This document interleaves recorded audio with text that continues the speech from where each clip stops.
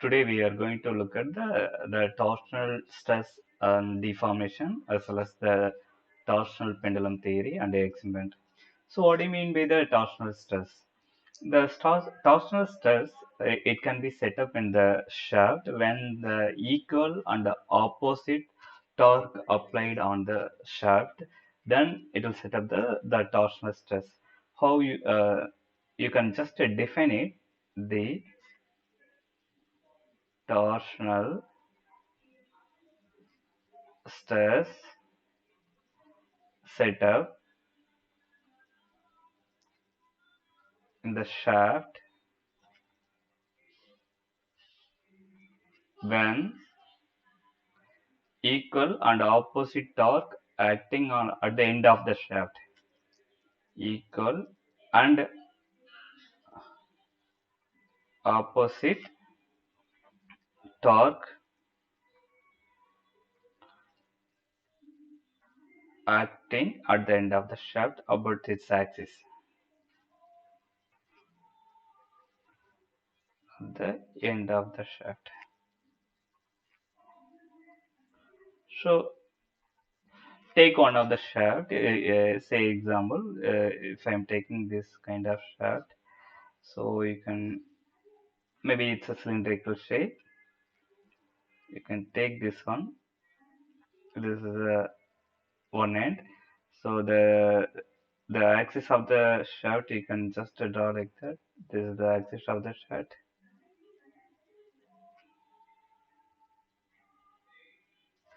This is the axis of the shaft. Suppose if I'm applying the torque at this end, this direction, you can call it tau. The another end, you can just give the opposite torque, it's a T. Then there is a torsional stress. So just you're giving the torque, opposite torque, one end of the shaft you are just rotating clockwise direction, the other end is anti-clockwise direction. That's why we are calling this is a two and opposite torque. So this torque set up the torsional stress. Due to this torsional stress, there is a deformation that is called that torsional deformations. Even already we have studied about that. The twisting couple of a wire. We derived the twisting couple for the given wire. So and then we have studied about that what is shearing strain, what is the steering stress. Uh, so you can derive that expression for the torsional stress as well as the deformation. We are not going to in depth for this case. Now we are going to discuss about that what is the torsional pendulum, what is a torsional pendulum theory? We are going to study now because already we have studied about the twisting couple on a wire. We are going to use that result here. Already we have the result. What is the twisting couple means? C equal to pi, the rigidity modulus, the radius of the wire power 4 divided by 2L. This is a couple per unit is. This is the length of the wire. This is a radius of the wire. N is a rigidity modulus of the wire. C is called the twisting couple, or that will be equal to the restoring couple per unit radian. So suppose if it is rotating about an angle theta, what is the restoring couple? Suppose someone is asking the restoring couple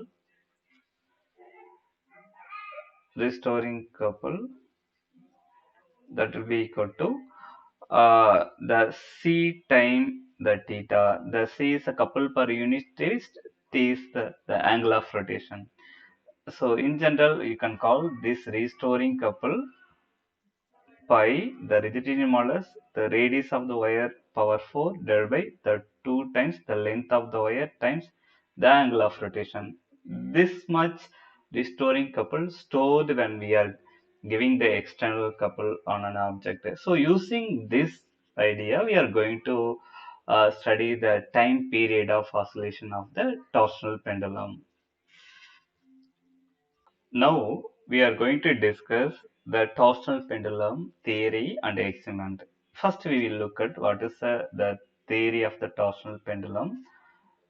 So the theory part, we can ask one question: what is a torsional pendulum? So the torsional pendulum, you can just we need to define what is a torsional pendulum. When the metallic disc, so you can just write the when the metallic metallic disc suspended suspended by a thin wire by a thin wire of radius or and then it and by applying the twist at the end of the by applying twist on the metallic disc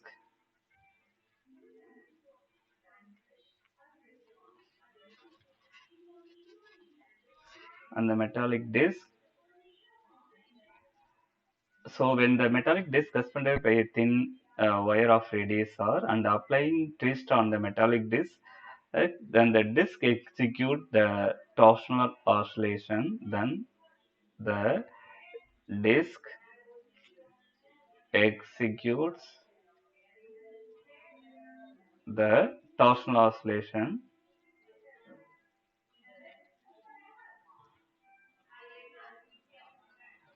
oscillations. So we can call this kind of setup is a torsional pendulum. So this setup is called torsional pendulum.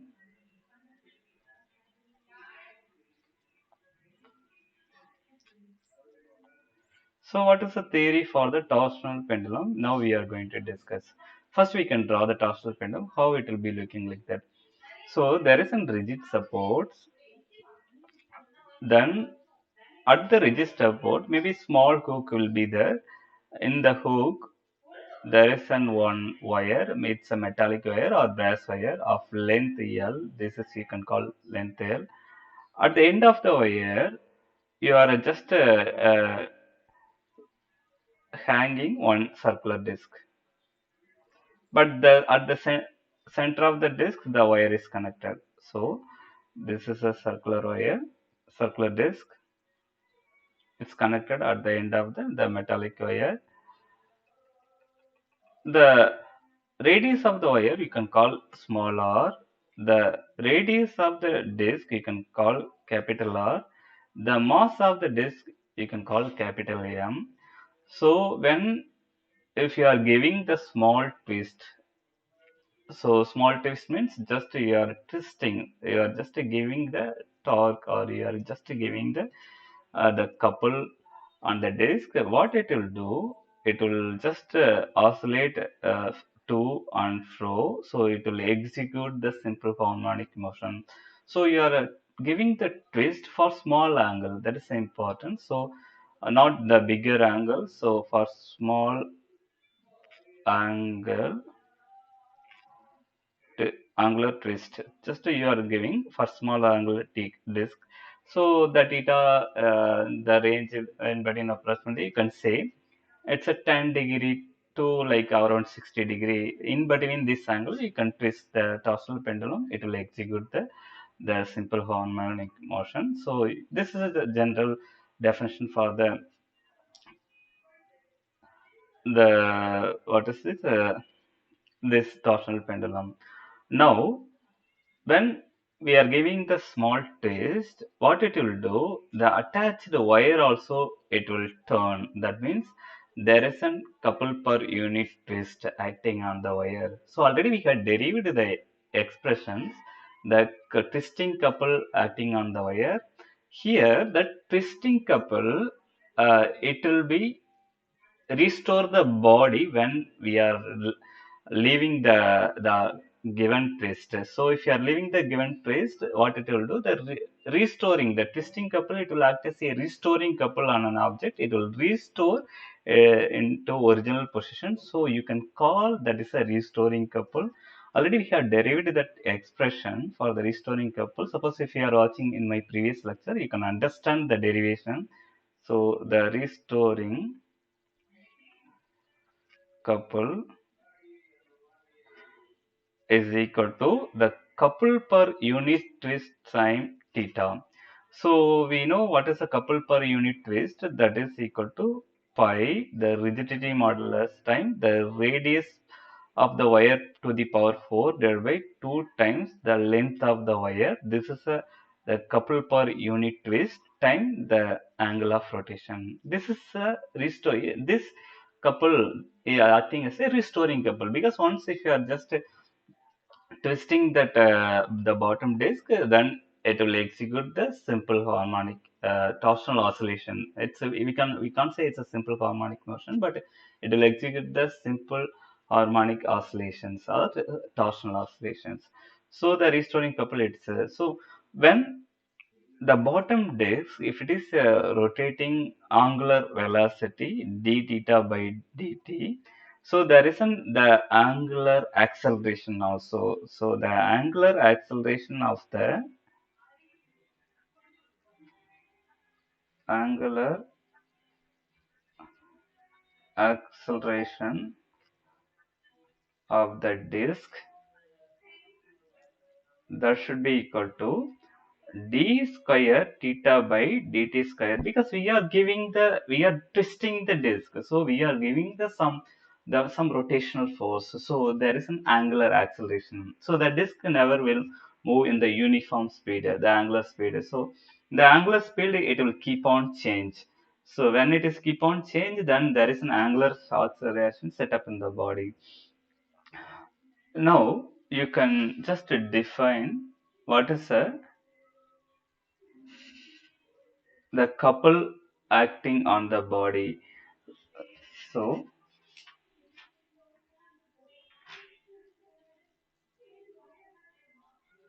here we know the moment of inertia, because it's a rotating object. It's rotating about the axis of the wire. The mass of the disk is, we can call it a capital M. So there should be in the moment of inertia of the disk I equal to the capital M time the R square radius square divided by the 2. This is a moment of inertia of the disk. So if for the rotating object, will be acting as this will act as the inertia of the object. So there is the applied couple acting on the torsional pendulum. So the using this angular oscillation as well as the moment of inertia, if you are calling the what is the given couple to the object, means the applied couple. So applied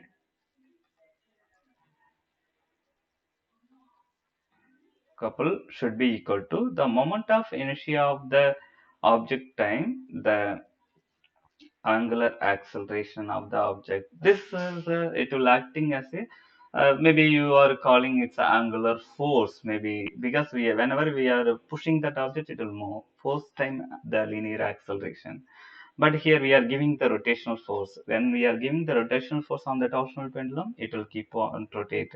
So the how you can define the rotational force in terms of the moment of inertia as well as the angular acceleration, means the I times d square theta by dt square. This is the applied couple, or the rotational couple acting on the body.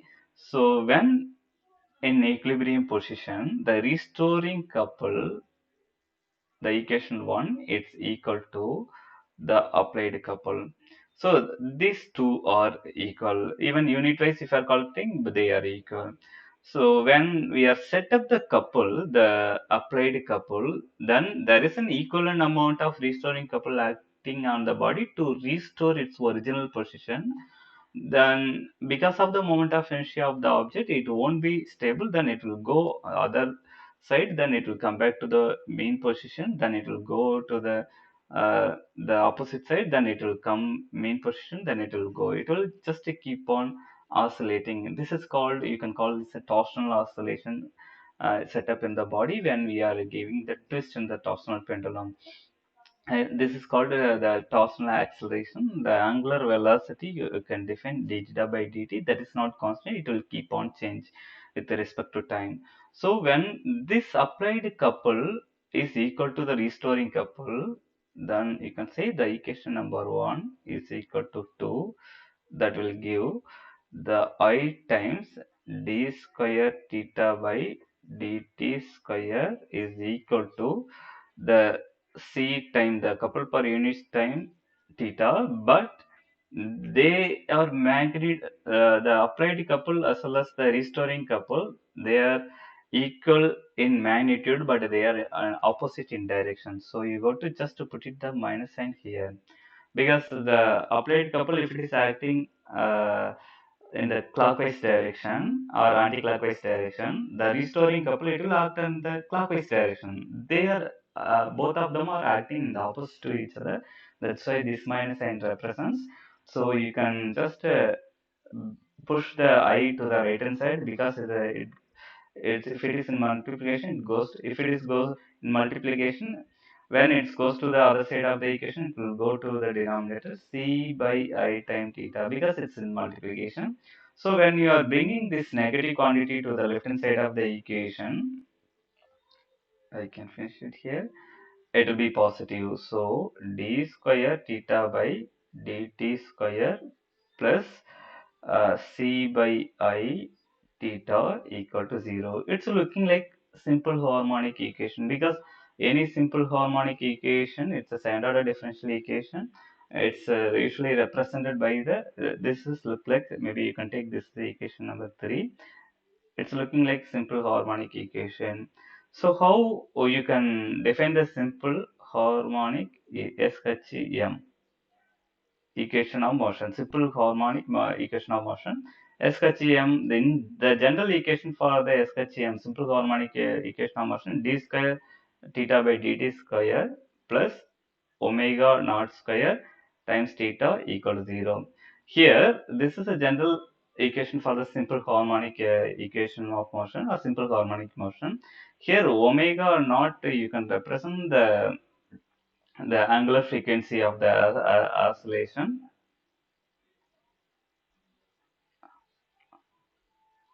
angular frequency of oscillation. So this is a omega naught is the angular frequency of the oscillation in the simple harmonic motion. Here also the torsional pendulum, it will oscillate with respect to the axis of the wire. So it will execute the torsional oscillation. It will be looking like simple harmonic oscillation. Suppose if you didn't have any the air resistance, so it will oscillate for longer time. If we have air resistance, then the oscillation will be short. But anyway, we are just thinking ideally there is no resistance in the torsional oscillation. That's why we are assuming it's a perfect simple harmonic motion. We are just taking this equation, because if any resistive motion will be there, then there isn't resistive term. Just we are going to avoid that resistive term. So the what is the angular frequency here? Because we are executing small angle oscillation. That's why we are calling it a simple harmonic motion. So here the frequency of oscillation of the torsional pendulum, you can call frequency of oscillations of torsional pendulum, that TP, that would be equal to, compare the equation number 3 with the reference equation, or the omega naught square is equal to c by I.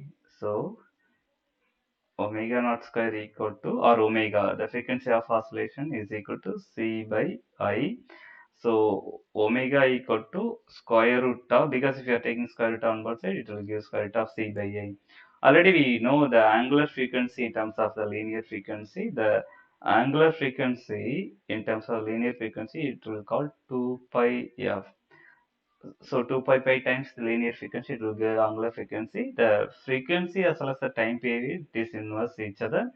So you can just define 2 pi pi t. F is equal to 1 by t. This is the angular frequency of oscillation in terms of the period of oscillation. So omega equal to 2 pi pi t equal to square root of c by I. Here you can keep the t in the numerator. So you need to push the t to the right hand side. It will goes to the numerator. Then push everything to the other side. Here already left hand side 2 pi will be there. If the is in here I is in denominators, the couple per unit twist in the numerator. If these two quantity is coming to the left hand side again under the same row square root, but the I goes to the numerator, the couple per unit twist goes to the denominator. This is a period of oscillation of the torsional pendulum. So here, one thing we want to emphasize why we are using the torsional pendulum. So what is the advantage? Why we need the torsional pendulum? We can ask this question: why we need the TP torsional pendulum? The first uses for the torsional pendulum, it will determine the rigidity modulus of the wire. That is the thing we are going to see now, experimentally how you can measure the rigidity modulus of the torsional pendulum. I am going to explain in the next lecture. So it will help us to identify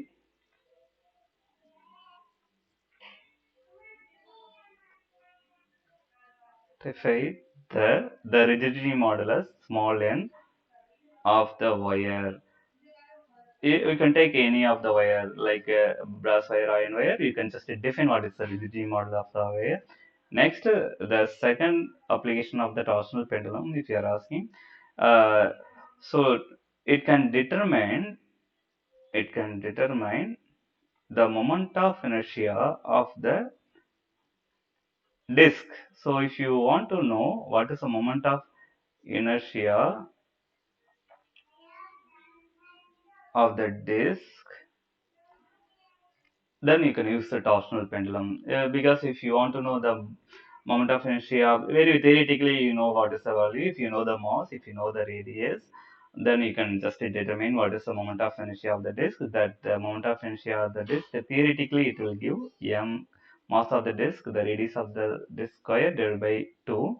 But experimentally, how you can measure if you don't know the mass, if you don't know the radius, that is a thing here we are going to look at in the experiment of the torsional pendulum. So the torsional pendulum help us to determine the moment of inertia of the disk. Suppose if you have the some stone or some irregular object, how you can find the moment of inertia of that object. So this torsion pendulum help us to determine the moment of inertia of the irregular object. So these are the three main application of the torsional pendulum. So help us so determine the moment of inertia of the